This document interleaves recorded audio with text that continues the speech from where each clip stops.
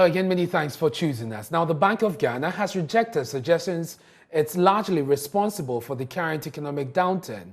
The World Bank, in its latest Africa Pulse report, among other reasons, cited delayed and insufficient monetary policy measures to deal with the worsening economic indicators, especially inflation.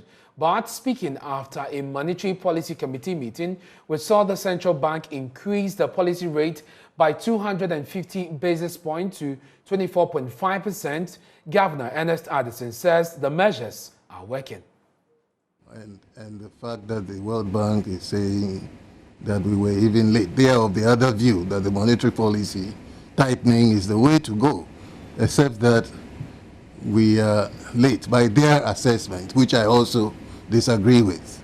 Because if you would recollect, we started this policy tightening as far back as November 2021, right? It wasn't in January when we got locked out of the market that the MPC started tightening rates. We had already foreseen, issues of prices rising.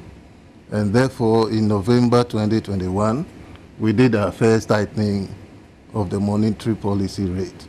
We were even ahead of the Fed and some of the more advanced countries, in tightening our policy rate. And I believe even in sub-Saharan Africa, the Bank of Ghana was one of the first central banks that moved away from this easing of a monetary policy stance because of the impact of COVID, right? To the tightening stance, because we could see that it was about time that we had a shift in policy stance, because we were moving away from the impact of the pandemic into this new regime of higher inflation rates.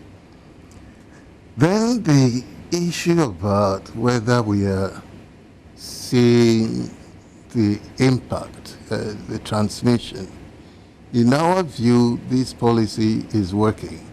And one of the things we focused on has been the monthly increases in the rate of inflation. If you look at it, you look at the monthly changes in inflation, there is some softening of the pace at which prices are rising. That obviously suggests that there is, at least some impact on the overall price level.